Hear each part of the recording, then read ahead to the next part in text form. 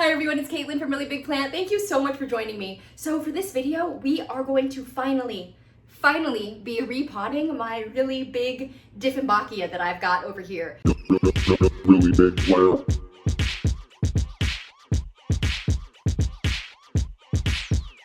So if you've been watching my channel for a while, you know that I have been putting off repotting this plant and been putting off taking care of it, and it has reached a literal tipping point where it is starting to fall all the way over, and the little string I've got holding it up is barely sufficient to hold it up anymore, so I really need to take care of that today. And so then while we're doing that, I want to chat with you a little bit about what has been going on in my life. I have some very exciting updates that I would like to begin sharing with you, so yeah, let's just get into it.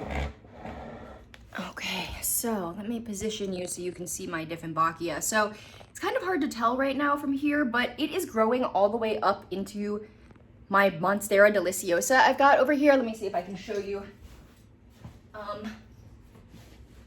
The top leaf on my Dieffenbachia is all the way up over here. I don't know if you can see. All the way like inside of my big Monstera. It's gotten very, very tall. So it started to fall all the way over. So let me just take you over here and show you again what's going on with this.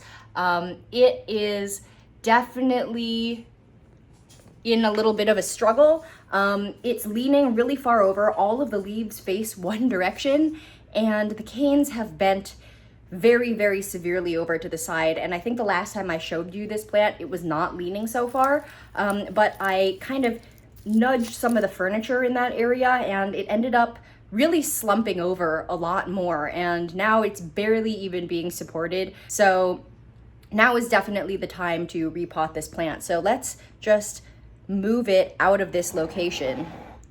Okay, I'm gonna try to move this Dieffenbachia for the first time in years. I'm gonna clip the string that's holding it and I'm gonna bring it over here and lay it out on the floor. So I'm gonna try to do that.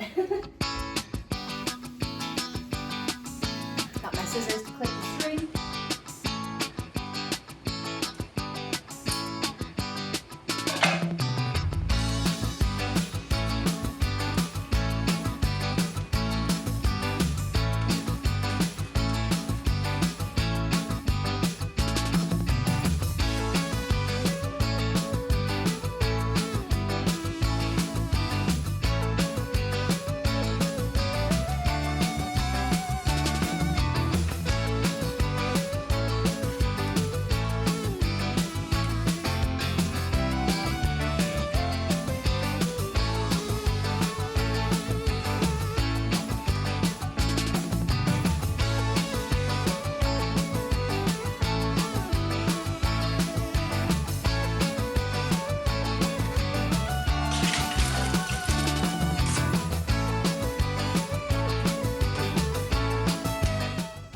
Emergency. That big Monstera feels like it's gonna fall over, so I need to put some heavy crap in there. I'm gonna water it real quick because everything is wobbling around and it's a potential disaster if that thing falls forward, so I'm gonna do that.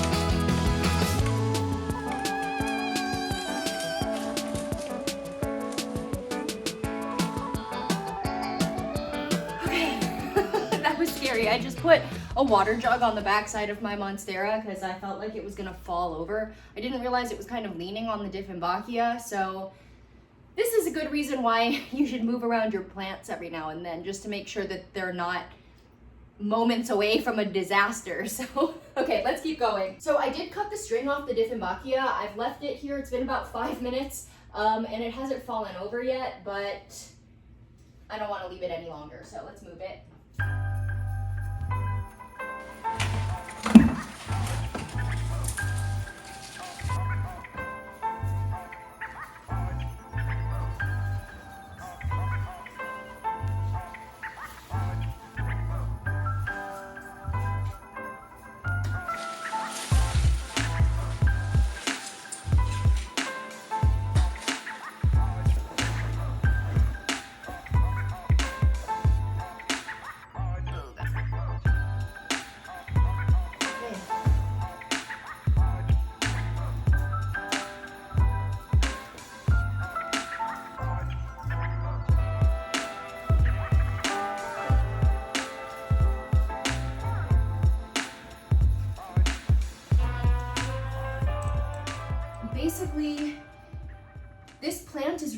floppy. The canes are bendier than I thought they would be. It could be because this plant is a little bit dehydrated, but, and I've got some yellow leaves on here that I can just get rid of. Oh.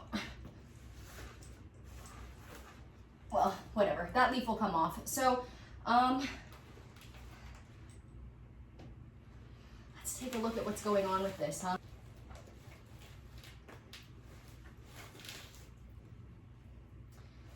This is the original, like, cover that I made for the pot that this plant came in. It's just a piece of fabric that I stapled instead of sewing. I was so lazy when I did this. This didn't serve any purpose in there. If you were wondering what this was, I just left it on the outside because I was lazy.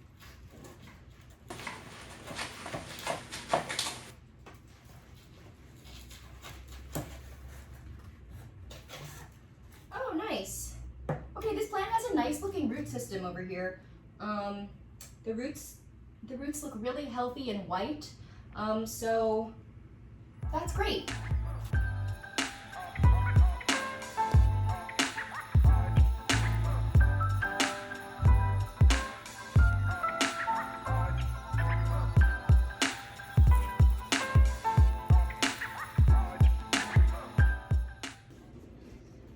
Okay, so this is the pot that I bought from Lowe's. If you watched my last video. So before we get too much into it, I just want to talk to you a little bit about some of the changes that are going on in my life. I'm moving to Southern California, to a location that's about 400 or 500 miles away from where I currently live.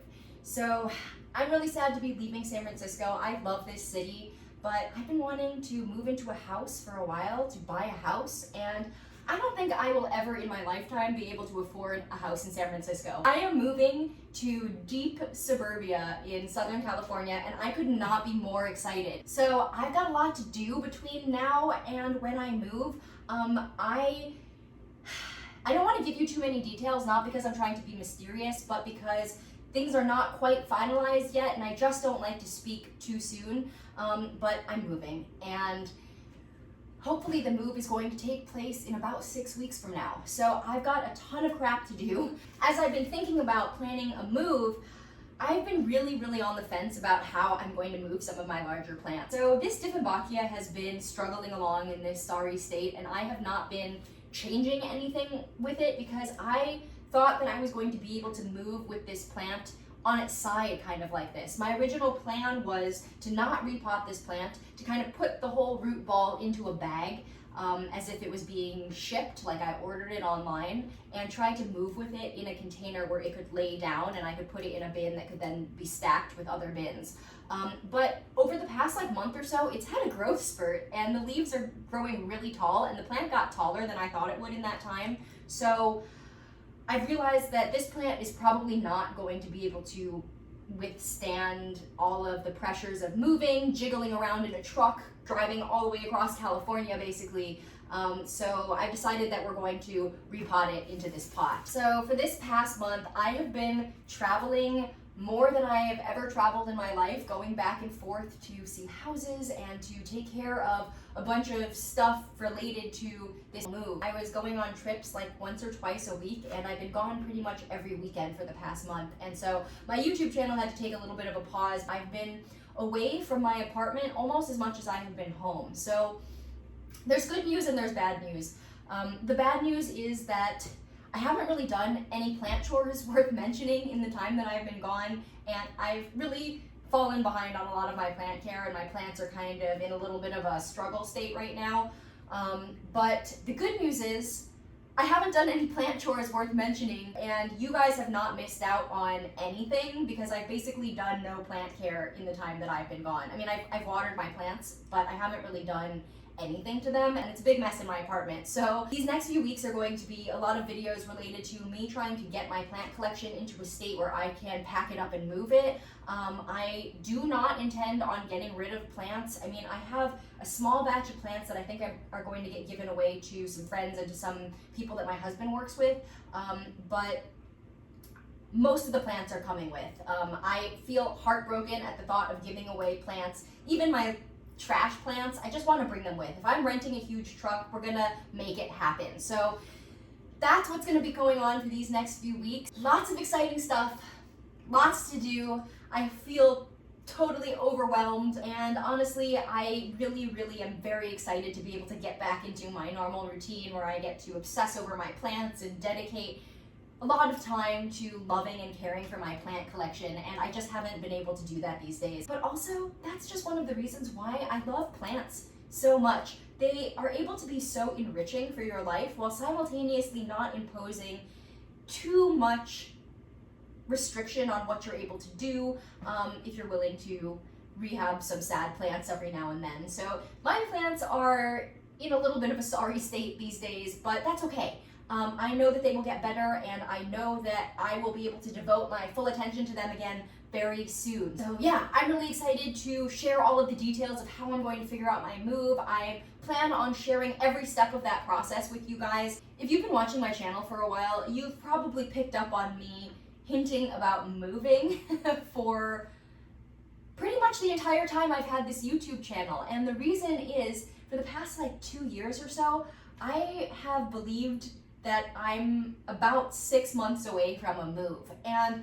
life just keeps happening, and our prospective move date kept getting pushed further and further back. But I really, for the past like 2 years or so, have been kind of in a little bit of limbo. A lot of the care that you guys have seen with my plants has been me in the back of my mind thinking that I am just a couple months out from moving pretty far away from here.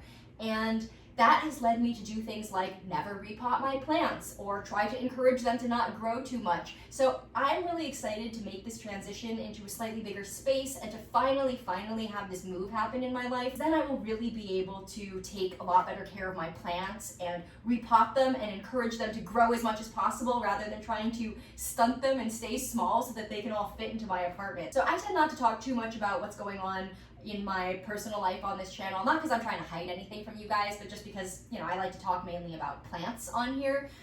But all of these details felt kind of relevant as we're heading into this move. So I just wanted to share with you guys a little bit about where my mind has been at and what I have been doing these past few weeks. So anyway, now that we've talked about that a little bit, let us get into repotting this plant.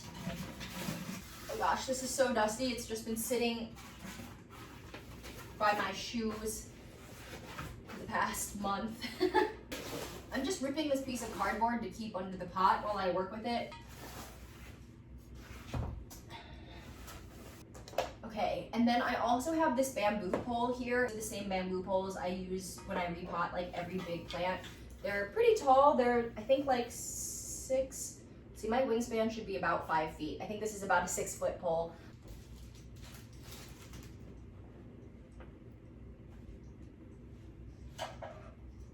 The hole in the bottom of this pot is really big, so I'm cutting some cheesecloth to put in the bottom.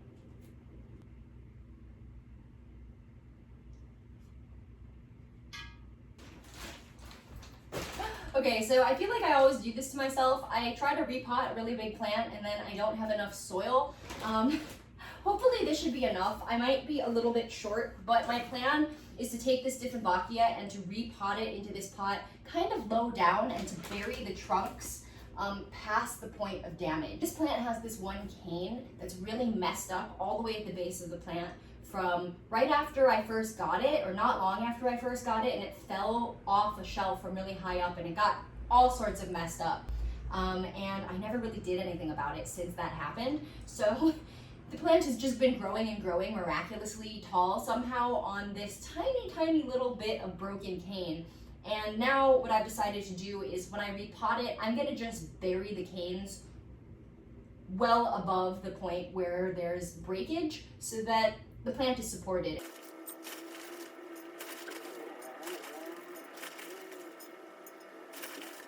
So this plant doesn't actually seem root bound to me. I actually would feel comfortable leaving this plant in this same tiny pot for another year if it weren't broken, just because the root system looks really healthy to me and it's not doing any like girdling, which is when the roots wrap around and around themselves or around something that causes them to choke themselves out. I don't see any of that happening on this plant, so the root system looks really healthy to me. This pot diameter The diameter is the same, it's just a little bit deeper. So in terms of repotting, when you size up, you can also opt for a pot that is taller or deeper than your current pot rather than always going for a pot that is wider. Generally when you size up, when you pick a bigger pot than the one you have, it's both wider and taller because that's just like how sizes work. But it totally counts as a repotting to size up when you put a plant into a deeper pot.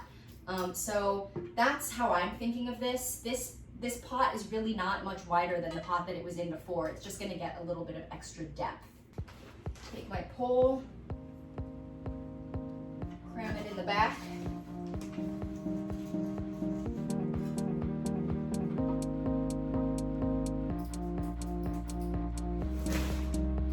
And let's do it.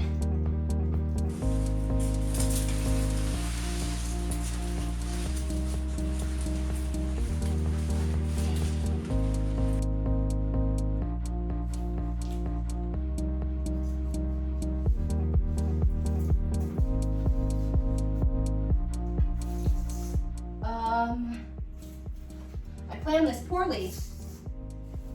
I can't let go of this now, but I don't have any ties within reach, so hang on.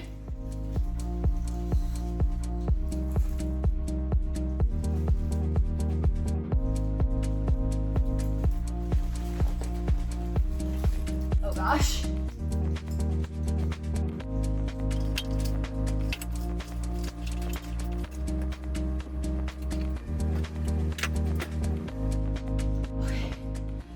So nervous. I put this ice pack stuff down the back of my pants right now. I feel like I always get so hot when I'm doing my repottings. What is my problem?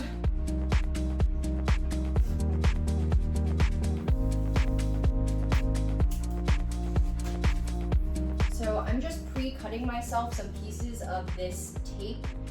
It's not tape, it's like it's a plastic, slightly stretchy plant tie. I don't know, I bought this roll ages ago and I've been using the same thing for a really long time. I have it linked on my Amazon, but this is nice because it kind of disappears and I don't worry about it like cutting into my plant because it's kind of a thick, wide band. So that's what I use to tie my stuff up when I don't use just like jute twine.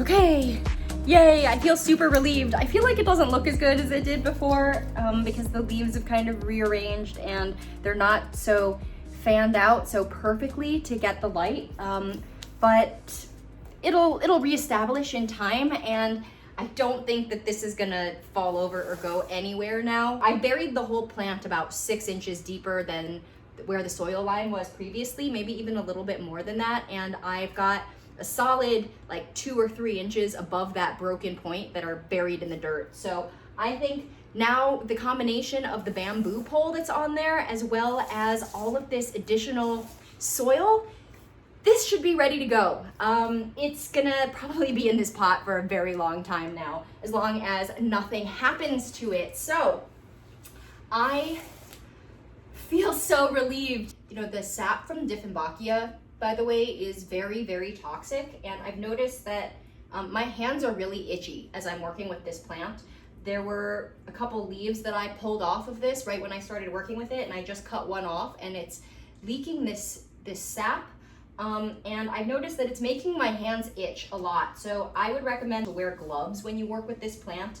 I just didn't think about it, and my hands are already super itchy, so I'm probably just gonna take like a Claritin Ready tab in a second. Just be careful, if you've got pets that like nibble on plants, this might not be the plant for you. It's not to be confused with the gutations. This plant drips a lot of water right after you water it from the tips of its leaves as a way of just kind of getting rid of a little bit of excess water that it might have drank.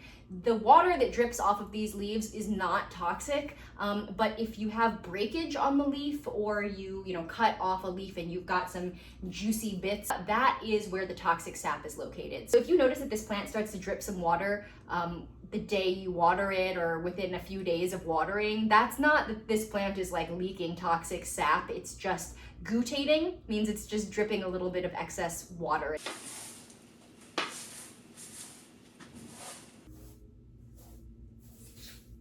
All right. So now I've got this repotted. Let's see if I can show you. Feel like it's looking pretty good. I feel great about this. I'm really, really glad to have taken care of this, and now I know that I will be able to move this beauty in one piece, and it feels good to have decided to keep it all as one plant, because I really had been on the fence about whether or not I should just try to chop it into a bunch of pieces and propagate it or air layer it. But this, I think, is gonna be a good solution. All right, and then I want to show you something. Do you see this PPP? So this is my pink princess philodendron, and it is really, really, really tall now. Let me show you how big it is. The top leaf is up here. It's my height. So the last time I showed you this plant, I repotted it, and I repotted it because the plant put out this leaf. So the last time I showed this to you, it was like over a year and a half ago now. And I repotted it onto this stake because the plant finally started to put out some bigger leaves, and I was really, really excited about this leaf that had just grown, and I decided to repot the whole plant. So since I repotted it, all of the lower leaves below this big one have died off, but the plant has just grown so much. It is so big. This pink princess has grown past the top of its pole now, and I am trying to decide whether or not I should try to move it like this, or if I should propagate it and chop it up. Basically what I've been thinking about is plants that are under like 3 feet tall, under 2 feet tall, they can go into a box that can close and then be stacked, and that makes it really easy to take the plants. But any plants that are on these 4 foot tall poles are going to have to occupy a non-stackable space in the moving truck, as in they're going to take up a lot of room. So what I am going to be doing over these next few plant chores videos as we head towards this move, I'm going to be evaluating a lot of my big plants and decide whether I need to chop them into a million pieces, or if I should try to preserve the plant as a big whole. So yeah, this is one of the plants that I've been thinking about a lot. It is so big and beautiful now. Anyway, I just wanted to show this to you because it is doing great, and I've gotten more requests to see an update on this pink princess philodendron than I think on any of my other plants. So it is doing great. Here is the update, and the other update that I will include is that being on a pole makes a world of a difference. I've kind of changed my mind a little bit on staking plants and moss poles and all of that, mainly because of this pink princess philodendron. It's just growing so well since I gave it some support that I I can't wait to get more of my plants onto poles eventually. So that's been a little bit of a 180 for me because I was very anti-pole for a while, but this pink princess has really challenged my pole ideologies. So yeah, I just wanted to show this to you because I think it's just doing so fantastically well. These upper leaves don't have quite as much pink on them, but I've noticed on this plant, the pink tends to kind of come and go. So I feel like it's gonna come back with a lot of bright pink soon. It's total mess in here. Look at what a mess it is. There's plants just everywhere. Look at all those brown leaves. But I did wanna show you guys, look at my majesty palm. It's grown so much since I repotted it. Almost all of the fronds are opening up. It's put out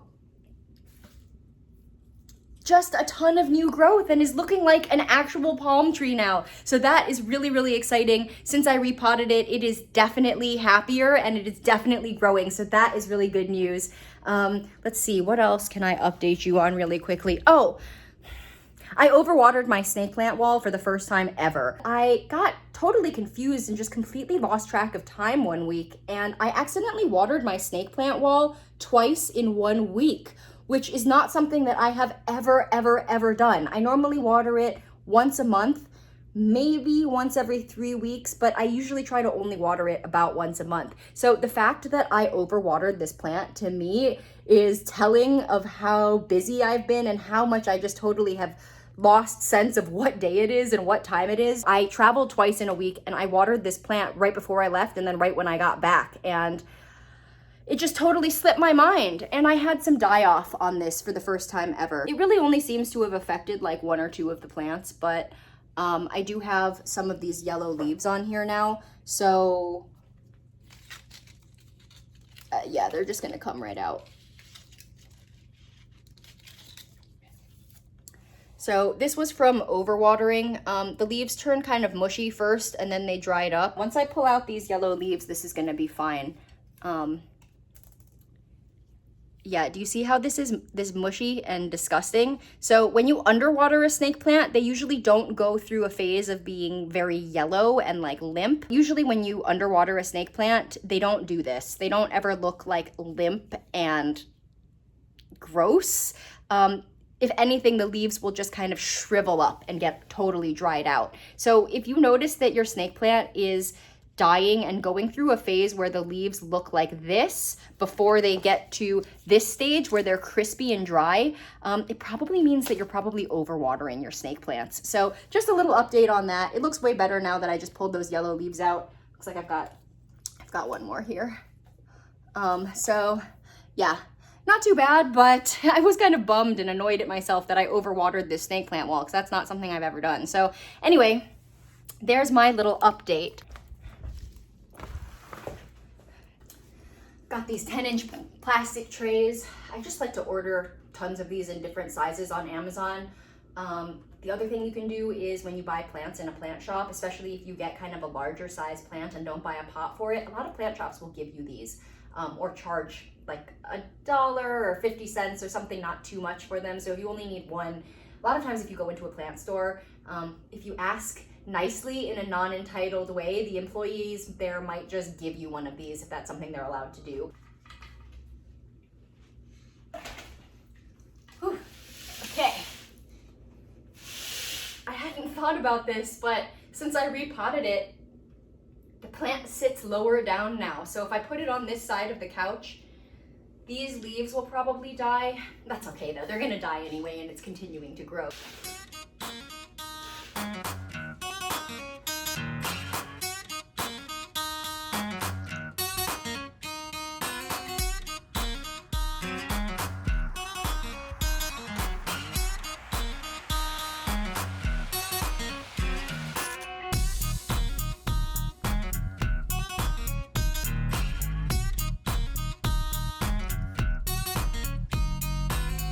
All right, what do you guys think? Oh gosh, the bottle of water up there. All right, you guys, I think that is where I'm gonna wrap things up for this video. I have so much stuff that I need to do over these next few weeks, and I am going to do my best to film all of the plant care that's going to go into prepping for my move. You'll probably see like the entirety of my plant collection get prepped things are easing up a little bit, and I am glad to be back in this space, and I'm hoping to share lots and lots of updates and plant chores. Thank you so much for watching. I really hope that you enjoyed this video, and I really hope that your plants are bringing you joy, and I hope you're having a fantastic week, and I hope to catch you in the next one. Bye.